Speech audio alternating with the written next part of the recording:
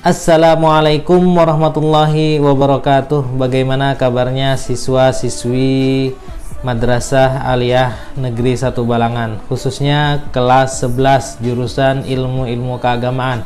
Semoga selalu sehat dan selalu bersemangat di dalam melakukan pembelajaran jarak jauh seperti saat ini. Bertemu lagi dengan saya di mata pelajaran ilmu usul fikih seperti tahun lalu. Selamat datang di tahun ajaran yang baru, tahun ajaran 2020-2021. Di tahun ajaran yang baru ini kita masih melakukan pembelajaran jarak jauh ya, dengan istilah belajar dari rumah atau belajar jarak jauh. Jadi di tahun ini, di semester ini kita masih melakukan pembelajaran jarak jauh menggunakan video seperti ini. Video ini dapat kalian akses melalui aplikasi YouTube yang ada di handphone kalian atau di aplikasi e-learning yang sudah disediakan oleh madrasah. Di tahun ajaran yang baru ini ada beberapa hal yang berubah dari tahun yang lalu. Ada penyesuaian kurikulum yang dilakukan oleh Kementerian Agama. Jika pada tahun yang lalu kita menggunakan kurikulum sesuai dengan keputusan Menteri Agama nomor 165 tahun 2014, itu sudah tidak berlaku lagi. Dan di tahun ajaran yang baru ini kita menggunakan kurikulum terbaru sesuai dengan keputusan Menteri Agama nomor 183 tahun 2019. Nah, apa bedanya dengan kurikulum yang lalu? Yaitu adalah perubahan beberapa mata pelajaran dan materi ajar. Kalian sudah merasakan kan, ada beberapa mata pelajaran yang di merger atau disatukan, seperti ilmu kalam dan akhlak tasawuf di jurusan agama itu sudah digabung di mata pelajaran akidah akhlak. Juga ada perubahan dari beberapa materi ajar seperti ilmu tafsir dan ilmu hadis, itu sudah berubah materi ajarnya. Begitu juga dengan usul fikih. Nah, apa yang berbeda dari mata pelajaran usul fikih? Untuk mata pelajaran usul fikih yang akan kita lakukan di tahun ini, itu ada penyempurnaan materi ajarnya. Pada hakikatnya, ilmu fikih dan ilmu usul fikih itu adalah sesuatu yang berbeda. Ilmu fikih, objek kajiannya itu adalah perbuatan atau tindakan seorang mukallaf ya, atau perbuatan keseharian seorang mukallaf, seperti dia melakukan toharah, sholat, puasa, zakat, haji, jual beli, pengelolaan jenazah, pernikahan, hukum pidana atau jinayat dan lain sebagainya, termasuk juga hukum-hukum yang mensifati dari perbuatan tersebut, seperti wajibkah perbuatan tersebut, atau sunnahkah, atau mubahkah, atau makruhkah, atau haramkah.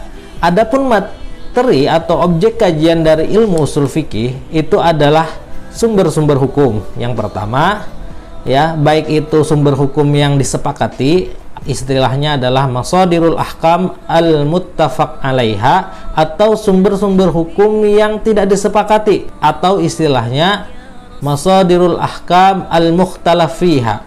Objek kajian usul fikih yang lain itu adalah ketetapan hukum, termasuk di dalamnya membicarakan tentang komponen-komponen hukum dan macam-macam hukum.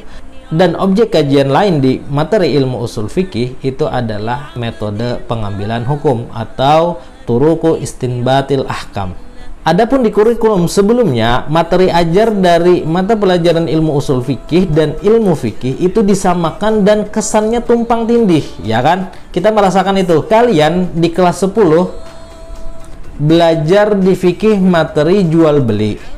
Di ilmu usul fikih juga belajar materi jual beli. Di mata pelajaran fikih kalian belajar tentang pernikahan, di materi usul fikih juga kembali belajar tentang pernikahan. Jadi seakan-akan tumpang tindih gitu kan.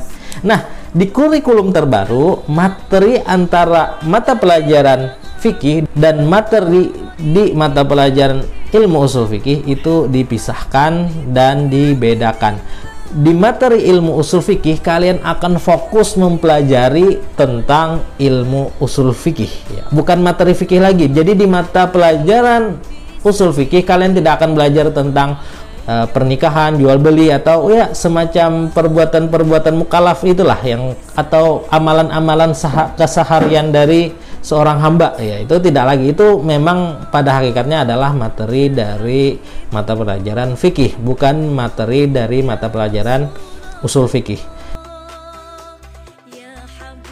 Nah, di tahun yang baru ini, ya kan, di tahun yang baru ini mata pelajaran usul fikih untuk kelas 11 di semester ganjil adalah 5 kaidah induk usul fikih. Nah, apa itu 5 kaidah induk usul fikih? Yaitu 5 kaidah utama yang dapat kalian terapkan di dalam menyelesaikan problematika hukum, ya kan. Hampir semua problematika hukum yang kalian temui dapat kalian selesaikan dengan salah satu dari 5 kaidah ini.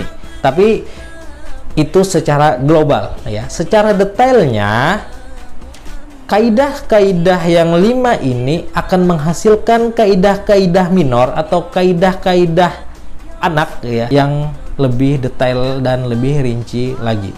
Apa saja 5 kaidah induk usul fikih tersebut? Yang pertama adalah al-umur bimaqasidiha. Ya, saya baca lagi, al-umur bimaqasidiha, artinya segala sesuatu tergantung niatnya, ya. Kita baca lagi, al-umur bimaqasidiha, segala sesuatu tergantung niatnya, ya. Ini yang pertama. Yang kedua, al-yakinu la yuzalu bisyak. Al-yakinu la yuzalu bisyak. Sekali lagi, al-yakin la yuzalu bisyak, artinya keyakinan tidak bisa digoyahkan dengan keraguan yang baru muncul, ya. Keyakinan tidak bisa digoyahkan dengan keraguan yang baru muncul, ya. Al-yakinu la yuzalu bisyak, keyakinan tidak bisa digoyahkan dengan keraguan yang baru muncul. Yang ketiga, yaitu al-masyaqqatu tajlibut taisir. Al-masyaqqatu tajlibut taisir. Al-masyaqqatu tajlibut taisir, artinya kesulitan akan mendatangkan kemudahan. Kesulitan akan mendatangkan kemudahan, ya. Kesulitan akan mendatangkan kemudahan. Yang keempat, ad-daruratu yuzalu. Ad-daruratu yuzalu. Ad-daruratu yuzalu. Sekali lagi, ad-daruratu yuzalu, ya. Artinya segala sesuatu yang bisa mendatangkan bahaya atau mudarat harus dihilangkan. Segala sesuatu yang bisa atau berpotensi mendatangkan bahaya itu harus dihilangkan. Yang kelima yaitu al-'adatu muhakkamatun. Al-'adatu muhakkamatun. Al-'adatu muhakkamatun, ya, artinya tradisi yang baik dapat dijadikan kebijakan hukum. Tradisi yang baik dapat dijadikan kebijakan hukum, ya. Ini 5 kaidah utama dari ilmu usul fikih yang harus kalian hafalkan. Nah, tugas kalian yang pertama adalah menghafal 5 kaidah ini. Tidak perlu disetorkan, tidak perlu tergesa-gesa di dalam menghafalnya. Insya Allah kalian akan hafal dengan sendirinya seiring pembelajaran kita di semester ini. Yang pertama tadi, al-umuru bimaqasidiha, segala sesuatu tergantung niatnya. Yang kedua, al-yakinu la yuzalu bisyak, keyakinan tidak bisa digoyahkan dengan keraguan yang baru muncul, ya. Selanjutnya, al-masyaqqatu tajlibut taisir, kesulitan akan mendatangkan kemudahan, ya. Keempat, ad-daruratu yuzalu, segala sesuatu yang bisa mendatangkan mudarat harus dihilangkan, ya. Segala sesuatu yang bisa mendatangkan mara bahaya itu harus dihilangkan. Yang kelima adalah al-'adatu muhakkamah, tradisi yang baik dapat dijadikan kebijakan hukum. Nah, ini 5 kaidah utama usul fikih yang akan kita pelajari di semester ganjil ini, ya. Jadi ini 5 kaidah ini harus kalian hafalkan. Santai saja menghafalnya, insya Allah akan hafal dengan sendirinya. Hampir semua problematika akan bisa dijawab dengan salah satu dari 5 kaidah ini, tapi secara global, ya kan, secara umum. Secara rincinya akan kita pelajari bagaimana kaidah-kaidah anak dari 5 kaidah induk ini dan bagaimana penerapannya dengan studi-studi kasus yang akan kita pelajari di semester ini. Ya, insya Allah akan hafal dengan sendirinya seiring pembelajaran kita di mata pelajaran ilmu usul fikih. Ini sangat penting ya.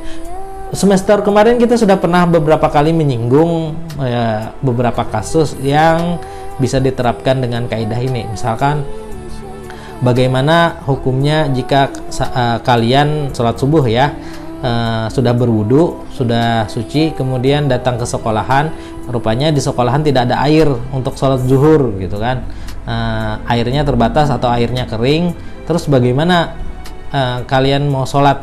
Kalian yakin bahwa sebelum berangkat ke sekolah ya, kalian dalam keadaan suci ya kan, sudah berwudu karena mau sholat subuh gitu kan. Ketika sampai di sekolahan, kalian merasa tidak ada hal yang membatalkan wudhu ya, tidak ada kentut, tidak ada buang air, tidak ada bersentuhan dengan bukan mahram. Kalian ragu bagaimana kondisi saya, apakah masih suci atau sudah batal wudhunya. Nah, salah satu kaidah di sini yang nomor 2, al yakinu la yuzalu bisyak. Keyakinan tidak bisa digoyahkan dengan keraguan yang baru muncul. Kalau kalian sudah yakin bahwa kalian dalam kondisi suci pada saat sebelum berangkat sekolah, ketika di sekolah kalian ragu ya, bagaimana kondisi kalian, apakah sudah batal wudhunya atau masih suci, dan tidak ada air lagi untuk berwudhu, maka kalian bisa langsung melakukan sholat zuhur tanpa harus mencari-cari air lagi. Oke, itu salah satu kaidah yang dapat kita terapkan dari masalah ini.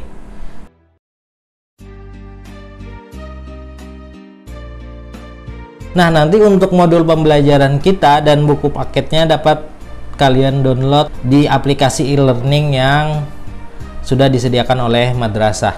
Nah, selain buku paket yang akan kita pelajari, saya juga menyarankan satu kitab ya, kitab klasik karya ulama yang dapat kita gunakan di dalam membahas 5 kaidah induk usul fikih ini, yaitu nama kitabnya adalah Al-Ashbah wan Nazair karya Imam As-Suyuti. Ini membahas tentang kaidah-kaidah fikih ya, terutama 5 kaidah induk usul fikih ini. Buku ini sangat bagus untuk kita bahas ya. Nanti selain dari buku paket, kita juga akan membahas dari buku ini. Ini karya Imam As-Suyuti. Bagi kalian yang sudah bisa membaca buku ini, saya sarankan kalian juga mempunyai dan membaca buku ini. Bagi yang belum bisa membaca, kalian saya harapkan belajar dulu untuk membaca buku ini gitu kan.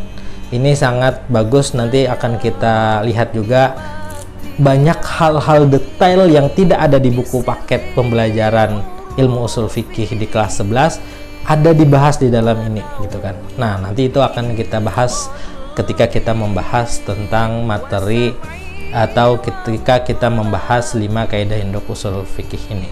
Itu saja yang dapat saya sampaikan di pendahuluan pembelajaran kita saat ini. Insya Allah kita akan mulai membahas kaidah yang pertama, yaitu al-umur bimaqasidiha, macam-macam kaidah anaknya, dan juga bagaimana tata cara penerapan kaidah ini di kasus-kasus tertentu. Oke, kurang lebihnya mohon maaf. Selalu jaga kesehatan dan jangan lupa bahagia. Assalamualaikum warahmatullahi wabarakatuh.